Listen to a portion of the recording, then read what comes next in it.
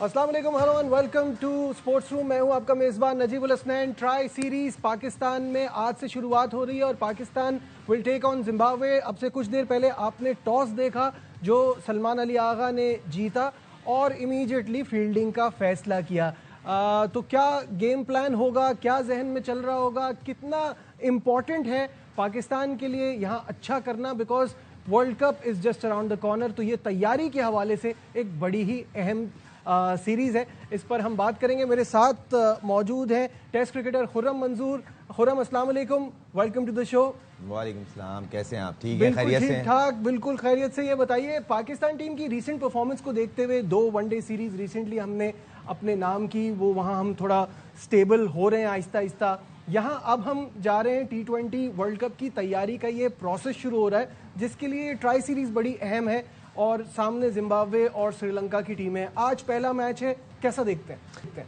देखें, मेरे लिए हो सकता है बहुत सारे लोग मेरी बात को डिसएग्री करेंगे। मेरे लिए एक सीधा सीधा फंडा है, जीत से बढ़ के कुछ भी नहीं है। जीत से और यही होना चाहिए, वो क्लब का मैच हो या पाकिस्तान टीम का मैच हो। तो अगर पाकिस्तान ये ट्राई नेशन जीतता है, आई होप कि ये जीते अच्छी क्रिकेट खेल के, जिस तरह साउथ अफ्रीका को बीट किया इन्होंने श्रीलंका के खिलाफ।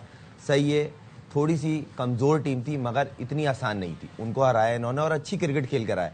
तो आई होप कि उस सिलसिले को कंटिन्यू करेंगे। मगर उसके लिए ये बोल देना कि हम वर्ल्ड कप की तैयारी कर रहे हैं, ये सब मुझे ऐसा लगता है अजीब सी ऑकवर्ड सी बात है। अगर आप ये स्टेट हुए सारे 2-3-4 मैच अगर आप हार जाएंगे, फिर आप क्या बोलेंगे किस चीज़ की तैयारी कर रहे हैं?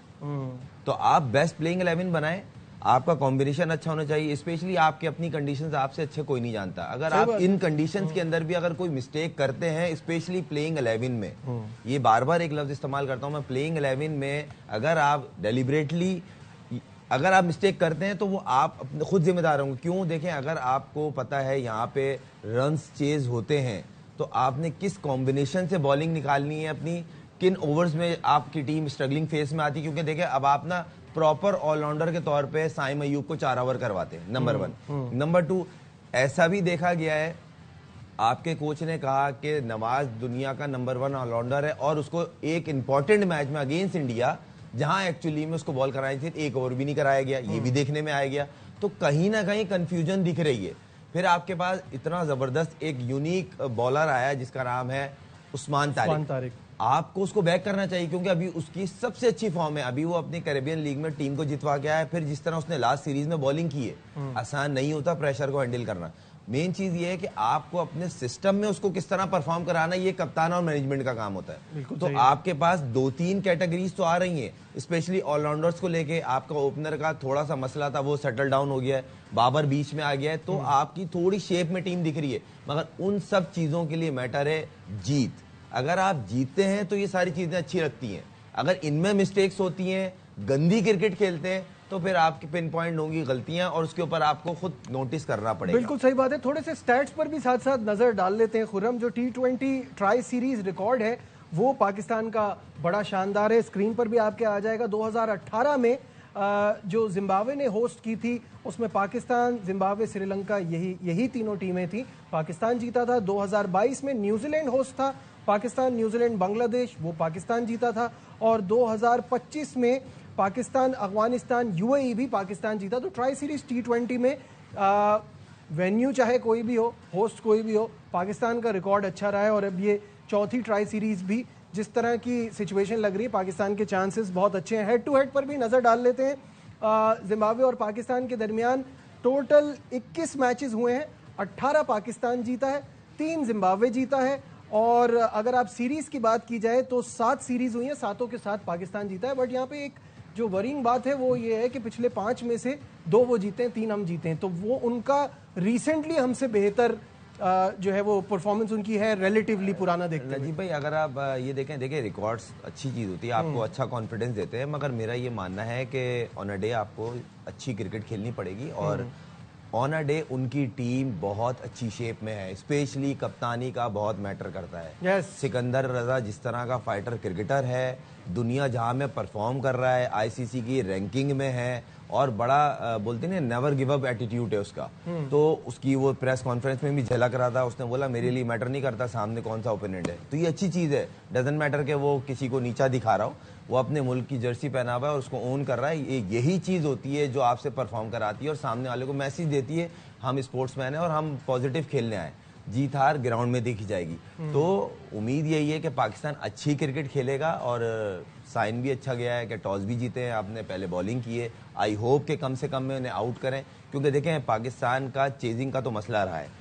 तो आई होप के पिच पे तो चेजिंग हमेशा नहीं देखें करती है, क्लैप का होता है अर्ली ऑन। नजीब भाई, अगर अर्ली ऑन विकेट्स गिरती हैं तो आपकी बैटिंग पे प्रेशर आता है, ये सब अच्छा। जानते हैं। ये खुर्रम एक बड़ा प्रॉब्लम है कि हमने एक चीज नोट की है कि जब भी पाकिस्तान, जैसे अभी आपने कहा ना विकेटें गिरती हैं जी, तो वो जो एक्सप्रेशन है जो जावेद मियांदाद कह के थक गए कि स्ट्राइक रोटेशन सिंगल डबल, हम उससे भी पीछे हट जाते हैं। प्रेशर हम पे हमेशा बनता है डॉट बॉल्स की वजह से, चाहे वो T20 हो चाहे वो वनडे हो।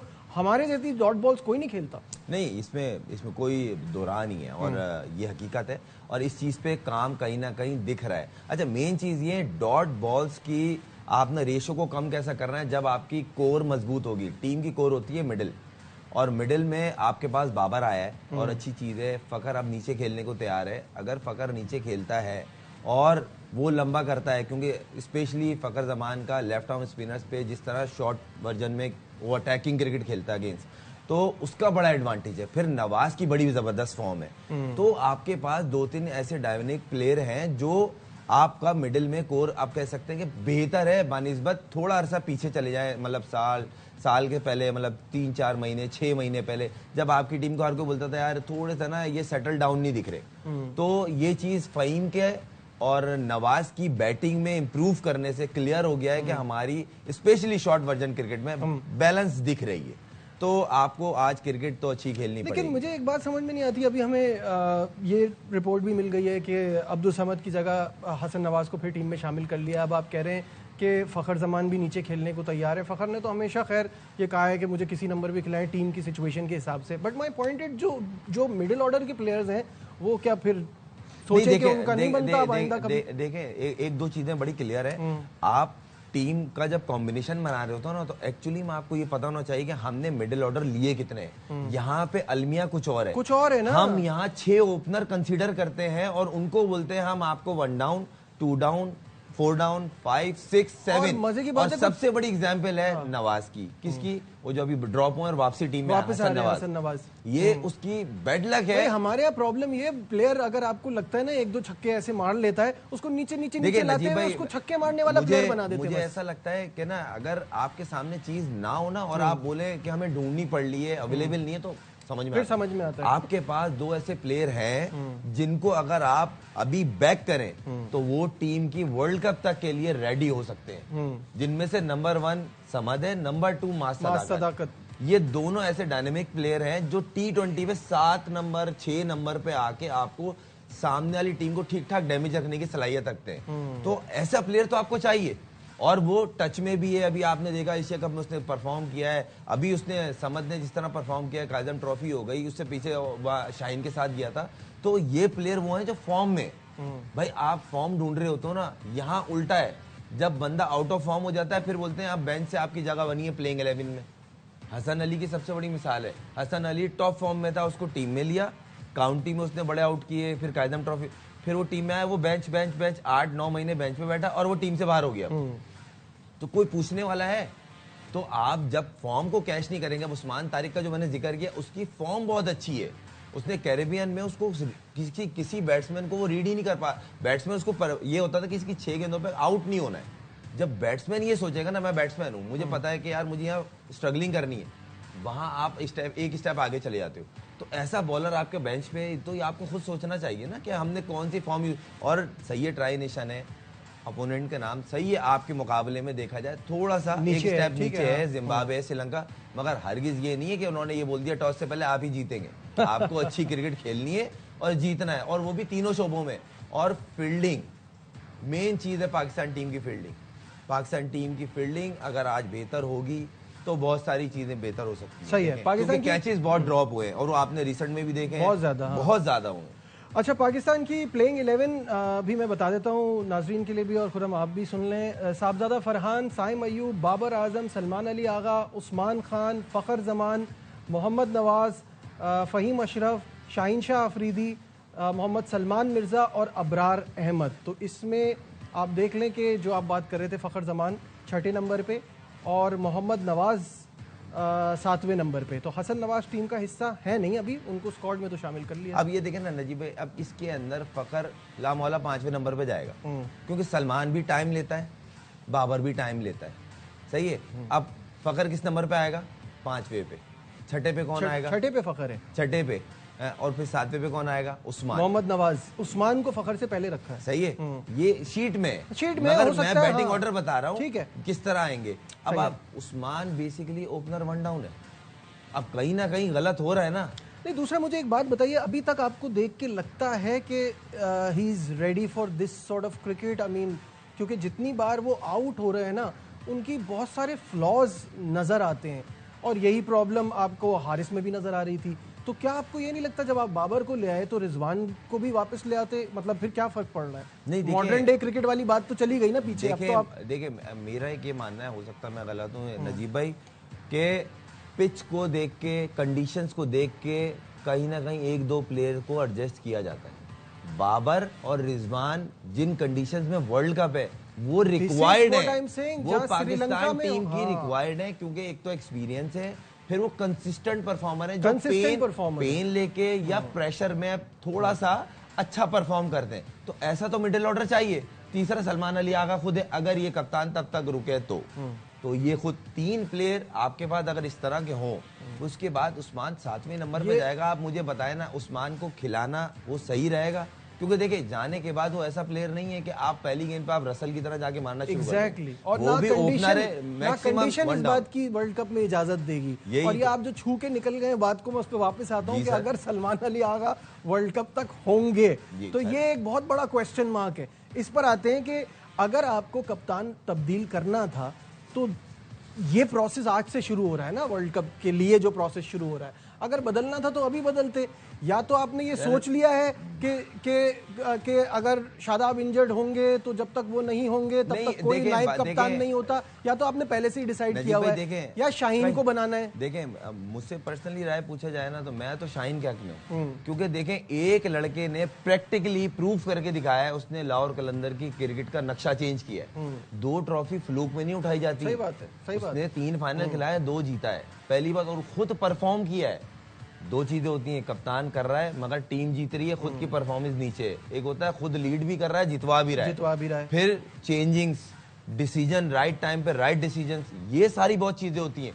तो मुझे कहीं ना कहीं ऐसा लगता है कि वाइड बॉल में वनडे और T20 वो सूटेबल ज्यादा है। विद रिस्पेक्ट सलमान की मैं नहीं डिसरिस्पेक्ट कर रहे, मगर उसकी वजह से बैटिंग ऑर्डर सारा डिस्टर्ब हुआ है ना। अब तो वो वनडे में रिजल्ट्स ले आया, अदरवाइज मेरा अपना ओपिनियन ये था कि आप T20 में उसको कप्तान बनाते और after the progress of world cup जो भी उसकी प्रोग्रेस होती आप वनडे का भी उसको बना देते। अभी आपने वनडे का बना दिया और T20 का नहीं, मतलब ये तो मतलब जिस फॉर्मेट को वो ज्यादा सूट कर रहा था उसका आपने नहीं बनाया। मुझे ऐसा लग रहा है कहीं ना कहीं, हो सकता है मैं गलत हूँ, मुझे ऐसा लग रहा है कहीं ना कहीं ग्राउंड शादाब के लिए बनाया जा रहा है। वही तो बात तो है ये चीज नहीं होना चाहिए ना। अब आप जो जराया से रिपोर्ट आई है वो यही सुनने में आया उन्होंने कैंप तक ज्वाइन कर लिया।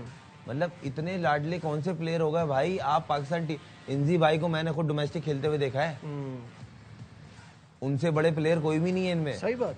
इतने बड़े बड़े नाम, यूनुस खान, मिसबा भाई, इतने बड़े बड़े नाम रहे, वो सब डोमेस्टिक में जाते थे, परफॉर्म किया, ठक वापस आ गए भाई। अभी यहाँ पे वो बिस्तर से उठ के 2 रिहैब की, 3 सेशन की और डायरेक्ट टीम में नाम। तो मतलब फिर उसके बाद बोलते कुछ कहो नहीं, कुछ बात ना करो, मतलब एक सवालिया निशान आप खुद दे रहे हैं ना। ठीक है, वो अपनी परफॉर्मेंस को किस तरह जस्टिफाई करेगा? और आप उसको अगर डायरेक्ट कैप्टन भी बनाते हैं तो जो अंदर प्लेयर होंगे वो खुश होंगे। फुट तो आप खुद डाल रहे हो ना। तो बाकी अब ये बोर्ड का काम है, थोड़ा सा इस चीज को एटलीस्ट उसको बोले अगर आप इतने फिट हो गए हो तो कायदम ट्रॉफी हो रही है, जाके 3-4 मैच खेले, रिदम में आए, बॉल हो, मैच फिटनेस हो। लबू शाहीन ने अभी खेली है, डोमेस्टिक खेली है, उसने बोला मैं फॉर्म में नहीं हूं, मुझे लग रहा है। वो ग्राउंड से वापस गया है, वो आने के बाद उसने टीम को ज्वाइन नहीं किया हो गया। अब टेम्बा वापस आया तो वो एक का मैच खेला। अब इससे अंदाजा लगाएं, विराट कोहली की वापसी हो रही थी, उसने पहले आके रांची के मैच खेले, इनमें से मादरत के साथ कोई भी कोहली के करीब भी नहीं है। जाहिर सी बात है। तो विद रिस्पेक्ट आपको डोमेस्टिक को रिस्पेक्ट देना पड़ेगा और खुदारा अपने आप को जस्टिफाई करने के लिए एटलीस्ट डोमेस्टिक के 2-3 मैच ही खेल ले भाई। यहाँ डोमेस्टिक में था, मैं आ गया। ठीक है। अच्छा, अब आज के मैच की तरफ थोड़ा सा वापस आते हैं और फिर कुछ खबरें उनकी तरफ भी बढ़ेंगे। पहले मुझे खुरम ये बताइएगा, पाकिस्तान की बैटिंग पे तो हमने बात की कि कौन आएगा किसके बाद, और हम बैटिंग देख भी रहे हैं कि साहबजादा के अंदर भी स्किल है, साइम एज एन ऑलराउंडर बड़ा ज़बरदस्त चल रहा है। मुझे ये बताइए बॉलिंग यूनिट कैसा लग रहा है इस मैच में?